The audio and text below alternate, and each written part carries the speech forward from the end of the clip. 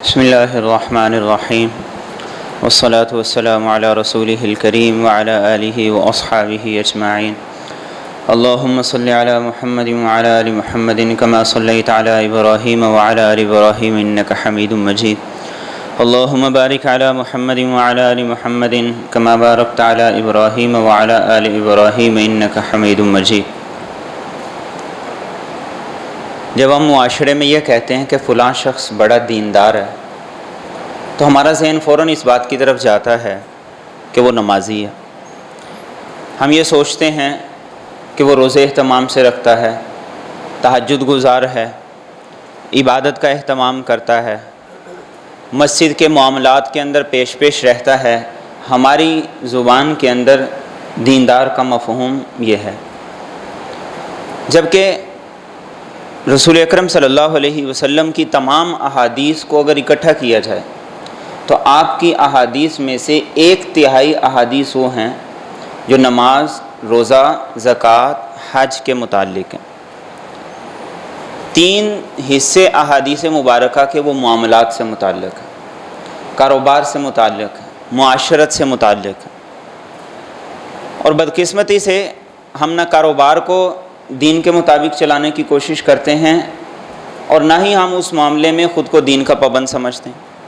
نہ معاشرت اور رشتہ داری اور حسن سلوک اس کو ہم دین کا حصہ سمجھتے ہیں، ہم اس میں بھی اپنی مرضی اور منمانی کے قائل ہیں۔ ہم کہتے ہیں کہ جو ہم چاہتے ہیں وہ ہم کر لیں۔ نتیجہ کیا ہے؟ نتیجہ یہ ہے کہ یہ چیزیں دن بدن بگڑتی چلی جا رہی ہیں، ان کے اندر بگاڑ آتا جا رہا ہے، اور بگاڑ اس حد تک آگے چلتا جا رہا ہے کہ کسی آدمی کے لیے حرام کمانا وہ آسان ہے، حلال مشکل ہے۔ رشتہ داروں سے قطع تعلقی کرنا آسان ہے، جوڑنا، ان سے بنانا، ان سے تعلقات کو مضبوط رکھنا یہ مشکل ہے۔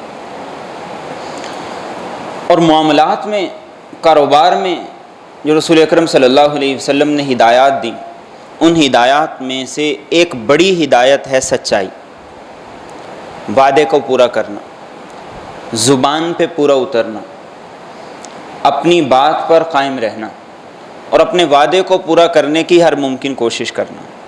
قرآن کریم کے اندر ہم جب پڑھتے ہیں تو اللہ رب العزت فرماتے ہیں وَمَنْ أَصْدَقُ مِنَ اللَّهِ قِيلًا، اللہ سے زیادہ سچی بات کس کی ہو سکتی؟ وَمَنْ أَصْدَقُ مِنَ اللَّهِ حَدِيثًا، اللہ سے زیادہ سچا قول کس کا ہو سکتا ہے؟ وعد اللہ لا یخلف اللہ وعدہ، اللہ کے وعدے ہیں، اللہ اپنے وعدوں کی خلاف ورزی نہیں کرتا۔ جگہ جگہ قرآن کریم میں اللہ رب العزت کیا بتاتے ہیں کہ میری خوبیوں میں سے ایک بڑی خوبی کیا ہے؟ سچائی، صدق۔ اور رسول اکرم صلی اللہ علیہ وسلم کے فرامین کے اندر ہمیں سچ کی، سچائی کی بہت زیادہ تاکید ملتی ہے۔ قرآن کریم میں انبیاء کرام کا ہم ذکر پڑھتے ہیں، وَاذْكُرْ فِي الْكِتَابِ ابراہیم اِنَّهُ كَانَ صِدِّيقًا نَبِيًّا، آپ ابراہیم علیہ السلام کا انہیں ذکر سنائیے، ان کی کیا خوبیاں تھیں؟ صدیقاً نبیّا، کہ وہ بہت سچے تھے اور نبی بھی تھے۔ وَاذْكُرْ فِي الْكِتَابِ ادریس، آپ انہیں ادریس علیہ السلام کا تذکرہ سنائیے، ان کے قصے سنائیے۔ انہو کان صدیقاً نبیّا، اس ادریس علیہ السلام کی خوبی کیا تھی؟ کہ وہ صدیق تھے، نبی تھے۔ حالانکہ نبوت سے بڑی کوئی خوبی نہیں ہے، نبوت سے بڑا کوئی کمال نہیں ہے، نبوت سے بڑا کوئی عہدہ، مرتبہ، مقام نہیں ہے، لیکن نبوت سے پہلے جس خوبی کو اللہ رب العزت ذکر کر رہے ہیں وہ کیا ہے؟ صدیق۔ اللہ کا انعام کن لوگوں پر ہے؟ انعمت علیہم من النبیین والصدیقین والشہداء والصالحین، انبیاء کے بعد دوسرا بڑا مقام، مرتبہ قرآن کریم ہمیں صدیقین کا بتاتا ہے، یعنی جو اپنی زبان میں، اپنے وعدے میں، اپنے قول و قرار میں اور اپنے عمل میں پورے سچے ہیں، اس میں کسی قسم کے شک و شبہ کی کوئی گنجائش نہیں ہے۔ اور میرے اور آپ کے محبوب پیغمبر صلی اللہ تعالی علیہ وسلم کی سب سے بڑی خوبی، سب سے بڑا وصف جس کا مشرکین بھی اعتراف اور اقرار کرتے تھے وہ کیا تھا؟ کہ آپ صادق اور امین ہیں۔ اور یہ وہ لقب ہے، یہ وہ خصوصیت ہے، یہ وہ خوبی ہے جو صرف میرے اور آپ کے نبی کے ساتھ جچتی ہے، اور کسی کو خاص طور پہ ان گندے سیاستدانوں کو صادق اور امین کہنا یہ توہین ہے، صادق اور امین کے لفظ کی توہین ہے۔ یہ صرف میرے اور آپ کے نبی کی خصوصیت تھی کہ آپ صادق بھی تھے، آپ امین بھی تھے، اور یہ نبوت کے بعد نہیں، نبوت سے پہلے بھی اللہ کے رسول صلی اللہ علیہ وسلم نے جس وقت نبوت کا اعلان کیا اور اللہ کی طرف سے احکامات آنے شروع ہوئے تو تیسرے سال میں اللہ کا حکم آیا وَأَنذِرْ عَشِيرَتَكَ الْأَقْرَبِينَ کہ آپ اپنے قریبی رشتہ داروں کو دین کے بارے میں بتائیے، انہیں آگاہ کیجیے۔ آپ صفا پہاڑی پہ چڑھے اور آپ نے لوگوں کو بلانا شروع کیا، اعلان کرنا شروع کیا۔ ہر شخص خود آیا، جو کسی مجبوری کی وجہ سے خود نہیں آ سکتا تھا اس نے اپنا کوئی نمائندہ بھیجا کہ جاؤ، بہت اہم بات ہے، بڑی ضروری بات ہے۔ آپ نے اس موقع پہ ایک چھوٹا سا خطبہ ارشاد فرمایا، اور اس خطبے میں آپ نے سب سے پہلا ان سے سوال کیا کہ مجھے یہ بتاؤ، اگر میں تمہیں یہ کہوں کہ اس پہاڑ کے پیچھے ایک لشکر ہے جو تم پہ حملہ آور ہوگا اور تمہیں قتل و غارت گری کر کے ختم کر دے گا، تمہارا صفایا کر دے گا، اکنتم مصدقی، میری بات مانو گے، میری تصدیق کرو گے؟ تو انہوں نے جواب میں کیا کہا؟ سب نے بیک زبان ہو کر یہ کہا ما جربنا علیک الا صدقا، ہم نے آپ کو ہمیشہ سچا ہی پایا ہے، ہم نے آپ کو ہمیشہ سچ بولتے ہی پایا ہے، آپ کو زندگی میں کبھی جھوٹ بولتے نہیں دیکھا، اور اس بات کا ہم اعتراف کریں گے، اقرار کریں گے اگر آپ کہہ دیں گے کہ ایک لشکر تم پہ حملہ آور ہو رہا ہے تو ہم فوراً تیاری کریں گے۔ تو یہ وہ خوبی تھی جو میرے اور آپ کے نبی کے اندر موجود تھی، اور جب آپ پر پہلی وحی آئی آپ گھبرائے ہوئے گھر تشریف لائے، حضرت خدیجہ رضی اللہ تعالی عنہ انہیں آ کر آپ نے ساری کیفیت بتائی تو انہوں نے کہا کلا واللہ لا یخزیک اللہ ابدا، ابھی تو آپ پر نبوت کا آغاز تھا، وحی کا آغاز تھا، لیکن حضرت خدیجہ کیسی سمجھدار خاتون تھی، انہوں نے کہا اللہ کی قسم اللہ کبھی آپ کو رسوا نہیں کرے گا۔ کیوں رسوا نہیں کرے گا؟ انک لتصل الرحم وتحمل الکل وتکسب المعدوم وتقری الضیف وتعین علی نوائب الحق وتصدق الحدیث، یہ خوبیاں بتائیں اور فرمایا آپ کی ایک خوبی یہ ہے کہ آپ سچ کہتے ہیں، سچ بولتے ہیں، اللہ کبھی آپ کو ذلیل و رسوا نہیں کرے گا، کبھی وہ آپ کو تنہا نہیں چھوڑے گا۔ صلح حدیبیہ کے بعد میرے اور آپ کے نبی صلی اللہ علیہ وسلم نے سارے بادشاہوں کو خطوط لکھ کر اسلام کی دعوت دی۔ دو سپر پاور طاقتیں تھیں، ایک روم کی، ایک ایران کی۔ تو روم کا جو بادشاہ تھا ہرقل، اسے جب آپ کا خط پہنچا تو اس نے کہا کہ میں تصدیق تو کروں کہ واقعی وہ شخص نبی ہے بھی یا نہیں۔ تو اس نے کہا کہ دیکھو اس کی قوم کے لوگوں میں سے کوئی قافلہ ادھر آیا ہے، کوئی لوگ ادھر آئے ہیں تو ہم ان سے پوچھتے ہیں۔ تو ابو سفیان بن حرب رضی اللہ تعالیٰ عنہ ابھی اسلام نے قبول کیا تھا تو تجارتی قافلے کے ساتھ وہاں تھے، تو انہوں نے پکڑا اور ہرقل کے سامنے پیش کر دی۔ اس نے پورا انٹرویو کیا اور بڑے زبردست طریقے سے اس نے کیا۔ ترتیب اس نے یہ رکھی کہ جیسے امتحانات میں بچوں کو بٹھاتے ہیں، ایک کو آگے بٹھایا اور باقیوں کو سب کو پیچھے بٹھا دیا، اور سب سے آگے کہا جو اس کی قوم میں جو اس کو سب سے زیادہ جاننے والا ہے اس کو بٹھایا جائے۔ تو ابو سفیان نے کہا کہ میں رشتے میں بھی اور اس کی قوم میں سے سردار بھی ہوں، معزز بھی ہوں، تو انہیں اس نے سب سے آگے بٹھا لی، اور پیچھے بیٹھے وہ کو یہ کہا کہ سوال میں کروں گا، اگر یہ شخص جھوٹ بولے تو تم نے اشارے سے یہ کہنا ہے کہ یہ جھوٹ بول رہا ہے۔ اس نے بہت سے سوالات کیے، ان میں سے ایک سوال اس نے یہ کیا کہ تم یہ بتاؤ کہ زندگی میں کبھی تم نے اس نبی کو جھوٹ بولتے دیکھا؟ تو ابو سفیان نے کہا کہ نہیں، ایسا کبھی نہیں ہوا، زندگی میں اس نے جھوٹ کبھی نہیں بولا۔ تو ہرقل نے کہا کہ اگر وہ لوگوں کے معاملے میں جھوٹ نہیں بولتا تو اللہ کے معاملے میں پھر کیسے بول سکتا ہے؟ وہ سچا نبی ہے۔ یہ ہرقل کی گواہی تھی، یہ ایک غیر مسلم کی گواہی تھی جو میرے اور آپ کے نبی کے حق میں تھی کہ وہ سچ بولنے والے ہیں۔ جو لوگوں کے معاملے میں جھوٹ نہیں بولتا وہ اللہ کے معاملے میں کیسے جھوٹ بول سکتا ہے؟ تو آپ نے صحابہ کی بھی اسی بات پہ تربیت کی۔ کاروبار کے اندر ایک بنیادی خوبی وہ سچائی ہے، وعدے کی پاسداری ہے، وعدے کو پورا کرنا ہے، جو کہہ دیا اس کو پورا کرنے کی حد الوسع کوشش کرنی ہے، یہ کاروبار کی بنیادی خوبیوں میں سے خوبی۔ اللہ کے رسول صلی اللہ علیہ وسلم بطور تاجر آپ کی بنیادی خوبیوں میں یہی تھا کہ آپ جب وعدہ کرتے تو پھر اسے پورا کرتے تھے، اسے نبھایا کرتے تھے۔ عبداللہ بن ابی الحمصہ کہتے ہیں کہ میں نے ایک مرتبہ اللہ کے رسول صلی اللہ علیہ وسلم کے ساتھ کچھ خرید و فروخت کی، کچھ پیسے میرے باقی رہ گئے، تو میں نے کہا کہ آپ یہاں کھڑے ہوں، میں گھر سے پیسے لا کے دیتا ہوں۔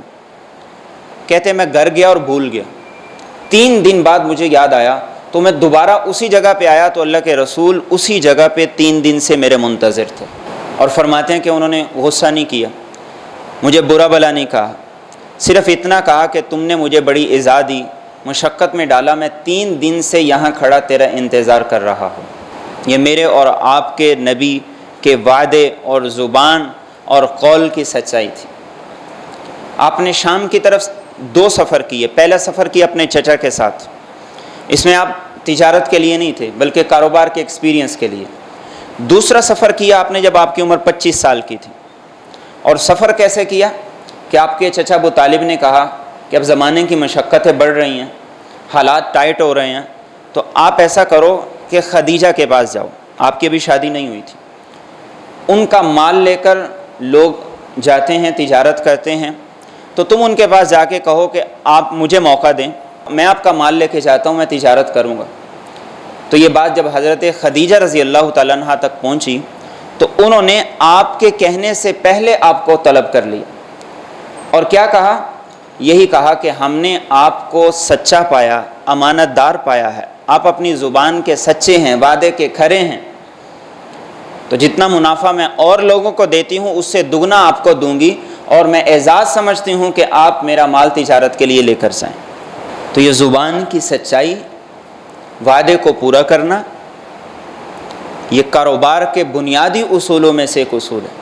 اللہ کے رسول صلی اللہ علیہ وسلم کے صحابی حذیفہ بن یمان رضی اللہ تعالیٰ عنہ، وہ کہتے ہیں کہ میں اور میرے والد ہجرت کے لیے نکلے تو مشرکین نے پکڑ لی، انہوں نے کہا کہ تم مدینہ جا رہے ہو تاکہ اللہ کے رسول صلی اللہ علیہ وسلم کے ساتھ جا کے مل کر ہمارے ساتھ لڑائی کرو، جہاد کرو۔ تو کہتے کہ ہم نے کہا کہ ہم تو مدینہ جا رہے ہیں، ہم آپ صلی اللہ علیہ وسلم کے پاس نہیں جا رہے، ہم نے یہ کہہ دیا۔ تو انہوں نے ہم سے کہا کہ تم قسم دو اور ہم سے یہ وعدہ کرو کہ تم مدینہ تو رہو گے لیکن لڑائی کے لیے ان کا ساتھ نہیں دو گے۔ تو وہ کہتے ہم نے وعدہ کر لی۔ جب مدینہ طیبہ میں آئے، غزوہ بدر کا موقع ہوا، تو میں نے اللہ کے رسول صلی اللہ علیہ وسلم کو بتایا کہ ایسے ایسے ہم نے مشرکین سے وعدہ کیا تھا۔ تو آپ نے یہ نہیں فرمایا کہ حق اور باطل کی جنگ ہے، تمہیں چلنا چاہیے، وہ تو موقع کی نزاکت تھی اس لیے تم نے وعدہ کر لیا۔ آپ نے فرمایا ان سے کیے وعدے کو پورا کرو، ان کے خلاف ہم اللہ سے مدد طلب کرتے ہیں۔ آج ہم کتنی آسانی کے ساتھ یہ کہہ دیتے ہیں کہ میں نے زبان سے ہی کہا ہے، میں نے کون سا اسٹامپ لکھ کے دی تھی؟ ایک مومن کی زبان سے بڑا بھی کوئی اسٹامپ پیپر ہو سکتا ہے، ایک مومن کی زبان سے بڑی بھی کوئی سچائی ہو سکتی ہے۔ عیسیٰ علیہ السلام نے ایک آدمی کو دیکھا جو چوری کر رہا تھا، آپ نے اسے پوچھا کہ تم نے چوری کی ہے؟ اس نے کہا اس ذات کی قسم جس کے قبضے میں میری جان ہے، میں نے چوری نہیں کی۔ تو عیسیٰ علیہ السلام نے کیا فرمایا کہ میری آنکھوں نے غلط دیکھا ہوگا، تم سچ کہتے ہو۔ ایک مومن کی زبان کی سچائی اور ایک مومن کی زبان کی اہمیت ہوتی۔ آج کاروبار کے اندر ہماری زبان سے سچائی نکل گئی، اور پھر بدقسمتی سے اس کے بہت سے برے اثرات ہوئے۔ ایک برا اثر کیا ہوا کہ اگر میرا چیک کسی نے روک لیا ہے تو میں نے آگے وعدہ کیا تھا، تو میں نے اسے کہا کہ مجھے پیچھے سے نہیں ملے لہذا میں آپ کو نہیں دے سکتا، حالانکہ اصولی طور پر میں اس بات کا پابند نہیں ہوں، مجھے ملے یا نہ ملے میں نے اپنے وعدے کو پورا کرنا۔ ایک آدمی کی وعدہ خلافی کی وجہ سے آگے جو چین ہے وہ 10 لوگ وعدہ خلافی کرتے ہیں، اور پھر اس وعدہ خلافی کے ساتھ سود کا راستہ کھل گیا۔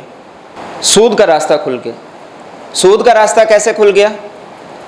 آپ میرے سے زیادہ جانتے ہیں ان چیزوں کو، کہ 3 مہینے کے ادھار پہ مال لے لیے، 3 مہینے کے بعد پیسے نہیں دے سکے، آپ اس کے پاس گئے، آپ نے کہا میں پیسے نہیں دے سکتا، اس نے کہا چلو ٹھیک ہے، 3 مہینے تک یہ پیسے تھے نہیں دے سکتے لہٰذا اب تم اس کے اوپر یہ اضافی پیسے دے دو۔ یہ کس وجہ سے ہوا؟ یہ میرے اور آپ کی وعدہ خلافی کی وجہ سے۔ کہ ہم سود کے اندر مبتلا ہو گئے، سود کا لین دین عام ہو گیا، اور اس کو ہم نے روٹین کی چیز بنا لیا، معمول کی چیز بنا لی، اور اسی وجہ سے زبان کی سچائی ختم ہو گئی، وعدے کی پاسداری ختم ہو گئی۔ کوئی کسی کو قرض نہیں دیتا، ایک آدمی مجبور ہے، اسے واقعی قرض کی ضرورت ہے، لیکن دینے والا اس لیے نہیں دیتا کہ میں اسے دے دوں تو یہ لوٹائے گا نہیں، واپس نہیں کرے گا، وعدے پہ وعدہ کرے گا۔ تو نتیجہ کیا ہوا؟ نتیجہ یہ ہوا کہ جو مجبور تھا وہ بینک کے پاس چلا گیا، اس نے بینک سے جا کے سود کا معاہدہ کر لیا، وہ کسی اور دکان پہ چلا گیا اور اس نے وہاں سے جا کے کوئی ایسا معاہدہ کر لیا، عام ایک روٹین چل رہی ہے کہ ادھار لیا اور کیش پہ بیچ کے اپنی ضرورت پوری کی، اور بعد میں 10-12 مہینے 14-16 مہینے وہ اس کی قسطیں اتارتے رہے، اور ہم یہ سمجھتے ہیں کہ ہم نے کچھ کیا ہی نہیں، ہم یہ سمجھتے ہیں کہ ہم بڑا اچھا کاروبار کر رہے ہیں۔ اللہ کے رسول صلی اللہ علیہ وسلم نے کیا ارشاد فرمایا؟ لا دین لمن لا عہد لہ، جو آدمی اپنے وعدے اپنی زبان پہ قائم نہیں رہ سکتا، اس کا دین ہی کوئی نہیں، اس کا ایمان ہی کوئی نہیں، اس کا اعتبار ہی کوئی نہیں۔ مجھے یا آپ کو کوئی آدمی منافق کہے تو کتنا برا لگتا ہے، اس کا گریبان نوچنے کو جاتے ہیں کہ نہیں جاتے؟ لیکن آپ لوگوں کے کہنے کو چھوڑیے، اللہ کے رسول صلی اللہ علیہ وسلم نے جو منافق کی 3 نشانیاں بتائیں کہ وعدہ کرے تو اس کے خلاف ورزی کرے، اس پر میں اور آپ کتنا اترتے ہیں؟ میں اور آپ کس حد تک وعدے کا پاس کرتے ہیں، وعدے کا لحاظ کرتے ہیں؟ اور پھر جانتے بوجھتے ہوئے وعدے کی خلاف ورزی کرنا۔ پتہ ہے کہ میں 3 مہینے بعد ادا نہیں کر سکتا، میں 2 مہینے بعد ادا نہیں کر سکتا، پتہ ہے، لیکن اس کے باوجود وعدے کی خلاف ورزی کرنا یہ سنگین جرم ہے۔ اللہ کے رسول صلی اللہ علیہ وسلم نے ارشاد فرمایا کہ جو آدمی لوگوں سے مال لے، قرض لے، کاروبار کرے، اور اس کا مقصد کیا ہے کہ میں موقع پہ ادا کروں گا، وعدے کو پورا کروں گا، اللہ رب العزت اس کے لیے پورا کرنے کے اسباب پیدا کر دیتا ہے۔ اور فرمایا جس آدمی نے لیا اس کی نیت ہی نہیں ہے دینے کی، اس کی نیت ہی لیٹ کرنے کی ہے، اللہ اس کے کاروبار میں خسارے اور نقصان کو ڈال دیتا ہے۔ تو اللہ کے رسول صلی اللہ علیہ وسلم کی بنیادی خوبی کیا تھی؟ سچائی، وعدے کی پاسداری۔ قرآن کریم میں اسماعیل علیہ السلام کا ذکر آتا ہے، انہ کان صادق الوعد۔ اسماعیل علیہ السلام کی بنیادی خوبی کیا تھی؟ کہ آپ وعدے کے سچے تھے، کہ جو وعدہ کر لیا اس وعدے کی پاسداری کی، اسے پورا کیا۔ آج پیسے پاس ہوتے ہیں اور ہم آسانی سے کہہ دیتے ہیں کہ ابھی ہے نہیں، کل لے لینا، پرسوں لے لینا، اور اسی موقع پہ کوئی بتایا کہ فلاں پلاٹ ہے، فلاں گاڑی ہے، 10 لاکھ روپے سستی مل رہی ہے، تو ہم فوری لے لیں گے، کیش لے لیں گے۔ ایک طرف ہم پراپرٹیاں بناتے چلے جا رہے ہیں، اور دوسری طرف لوگوں کا لاکھوں روپیہ دینے والا ہے جس کو ہم دینے پہ آمادہ ہی نہیں ہے، دینے پہ راضی نہیں ہیں، اور زندگی کی 40 بہاریں، 45-50 بہاریں جو آدمی دیکھ چکا ہے، اس کی آگے زندگی کیا بچی ہے؟ 10 سال 15 سال، یہی ایوریج ہے نا۔ جو 55 تک پہنچ گیا، 60 تک پہنچ گیا، اور ابھی تک اس نے اپنے معاملات کی اصلاح نہیں کی، تو اللہ کے سامنے کیا منہ لے کے جائے گا؟ اللہ کے رسول صلی اللہ علیہ وسلم کو پتہ چلا تھا کہ اس پر 3 درہم قرض ہے، تو آپ نے فرمایا میں اس کی نماز جنازہ نہیں پڑھاتا۔ آج ہم نے لوگوں کے لاکھوں اربوں روپے دینے، بڑے اطمینان سے سوتے ہیں، اور ایسا نہیں ہے کہ ہم دے نہیں سکتے، ایک آدمی دے نہیں سکتا، وہ کسی درجے میں مجبور ہے، لیکن ایک آدمی خود وہ پراپرٹی پہ پراپرٹی بناتا چلا جا رہا ہے اور لوگوں کے پیسے نہیں ادا کرنا، کسی کا 1000 نہیں دے رہا، کسی کا 10,000 نہیں دے رہا، کسی کا 5,000 نہیں دے رہا، کسی کا 5 لاکھ نہیں دے رہا، تو وہ کہے کہ میں منافق نہیں ہوں، وہ کہے میں مسلمان ہوں، تو وہ کیسا مسلمان؟ وہ کیسا مسلمان ہے کہ جس کو اللہ کے نبی منافق قرار دے رہے ہیں، جس کے بارے میں اللہ کے نبی فرما رہے ہیں کہ اس کا کوئی عہد نہیں ہے؟ تو اس بات کی ضرورت ہے اپنے معاملات کی اصلاح کریں، اپنا معاملہ سب سے پہلے اللہ کے ساتھ درست کریں، اللہ کے ساتھ درست کریں، اللہ رب العزت آپ کے معاملات کو درست کر دے گا۔ اور ہمیشہ وہ وعدہ کریں جسے آپ پورا کر سکتے ہیں، جسے آپ پورا نہیں کر سکتے وہ وعدہ نہ کریں۔ اللہ کے رسول صلی اللہ علیہ وسلم نے فرمایا جو سچا تاجر ہوگا، وعدے کو پورا کرنے والا ہوگا، قیامت کے دن انبیاء، صدیقین اور شہداء کے ساتھ کھڑا ہوگا